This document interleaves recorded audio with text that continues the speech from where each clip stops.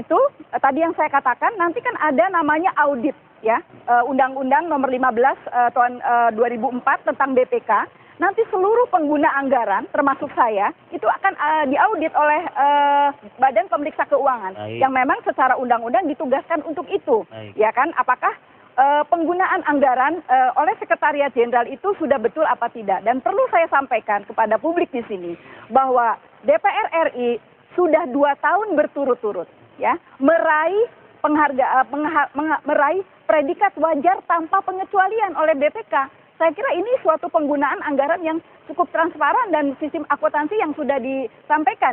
Tapi kita ingatkan Bu Sekjen agar itu dilaporkan kepada pimpinan. Karena apa? Kejadiannya pada tahun 2010, manakala saya tidak memerlukan komputer, tapi disuplai komputer. Di atas meja saya itu tetap ada 2 komputer, kan aneh.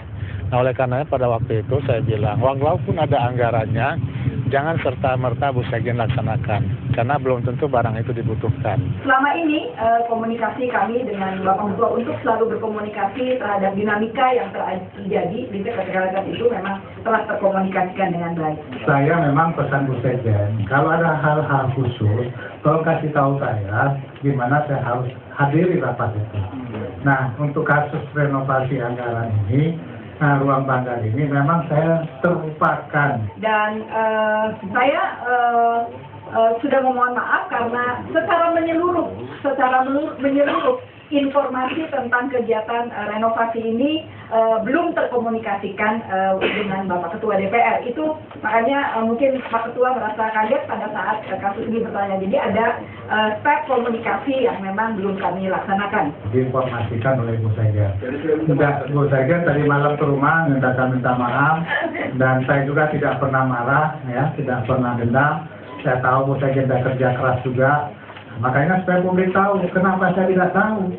Nah, karena kita memang ada cara kita di dalam melaksanakan tugas-tugas.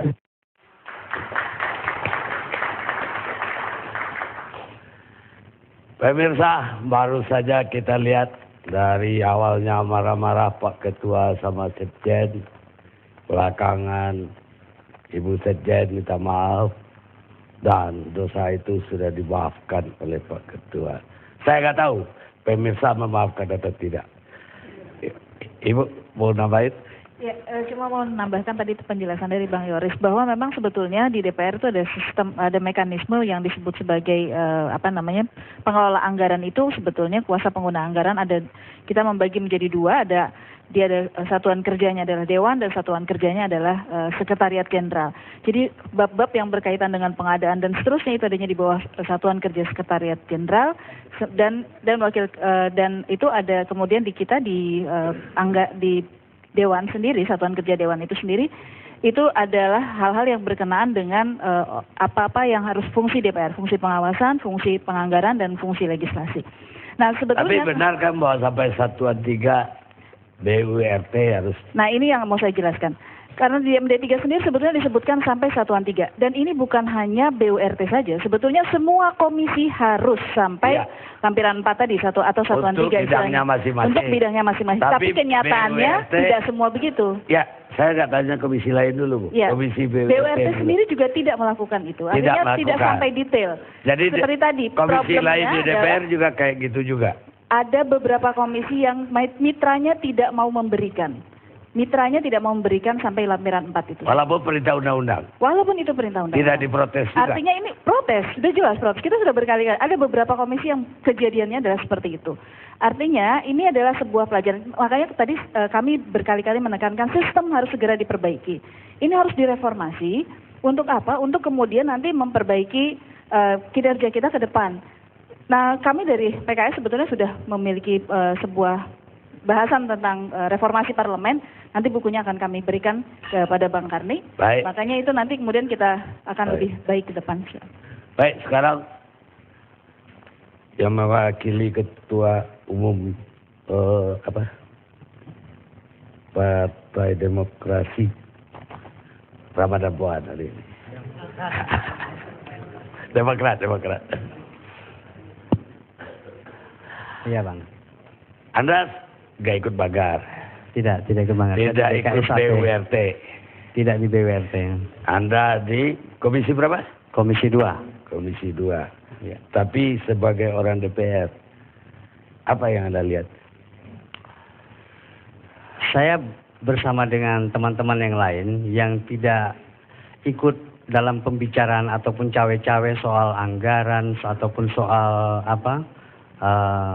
Kalau tadi Bang Yoris berbicara tentang anggaran berbasis kinerja, itu bahasa yang sering saya dengar. Sekarang juga ternyata ada anggaran berbasis rekanan gitu. Ini kan makin menterpurukkan wajah kita di depan publik sendiri.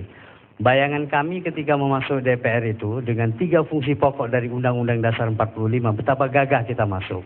Tetapi pada akhirnya kita terlibat dengan hal-hal yang dibicarakan soal jamban, soal kursi, soal mebel, dan kemudian juga artinya jadi meredusir dari tugas seorang parlemen member sendiri ya, anggota parlemen. Parlemen itu kan dari bahasa Prancis kan parler gitu, bicara gitu. Ini kita bicaranya ya bicara tentang jamban dan bicara hal-hal yang tidak relevan dengan pembangunan bangsa ini begitu. Dan makanya tadi saya dengan Bung Akbar, dengan Bang Martin, kita ya agak terganggu juga dengan pembicaraan-pembicaraan yang seperti itu. Tetapi ya kami sepakat bahwa segala sesuatu itu kita kembalikan aja kepada mekanismenya begitu. Jadi kasarnya Anda malu? Ya sebagai anggota DPR tidak ada kebanggaan dengan... Ya malu kalau nggak bangga lagi. Ya bolehlah dibilang malu juga. Walaupun kita tidak terlibat ya Bang ya. Iya saya tahu. Itu. Coba saya mau kasih satu contoh juga ya. Kan kita ada namanya rumah jabatan anggota. Ya. Ya. Dan saya betapa gagahnya, oh ini rumah anggota DPR ya, kita masuk dan seminggu saya tinggal di sana. Saya pakai sepeda, memang udaranya indah begitu. Dan kemudian ketemu dengan Arya Bima dari PDI Perjuangan. Dan kemudian bertemu lagi dengan Miing. Saya katakan, waduh gimana tinggal di sini? Saya sudah 1 minggu saya bilang gitu. Cuma kok udah bocor ya dindingnya ya gitu ya. Dan kemudian dia bilang, wah saya lebih parah lagi. Saya pakai udah bocor dia bilang. Nah artinya jadi kita bicara yang seperti itu. Dan kemudian tentang ya persoalannya semua kan masalah Banggar dan kemudian sekjen ya. Saya kira 2 hal itu aja kok kalau untuk mau mengejarnya. Tapi kata Ibu itu tadi bukan hanya BWRT yang melakukan komisi-komisi lain juga. Satuan 3 itu dia nggak periksa untuk departemen-departemen yang diawasi. Kalau menurut saya kalau kita misalnya mau melakukan pembaruan, kita bukan pembaruan, justru pelamaan ya. Kita kembali aja ke pola lama, pembahasan anggaran itu diserahkan sepenuhnya kepada komisi. Jadi tidak lagi di Banggar yang super eksklusif dan seolah-olah sudah, Banggar ini kan udah menjadi kosakata baru. Coba kita lihat di sosial media. Kalau benci kepada orang, Banggar banget loh, dibilang. Banggar loh. Nah, Banggar loh gitu ya. Ya tapi pertanyaan saya ada nggak jawab. Ada Ya. juga nggak ngawasi departemen yang di komisi 2. Saya mengawasi di dalam konteks kerja pemerintah iya. Dan untuk legislasi iya. Tetapi di dalam anggaran kan ada badan anggaran Bang.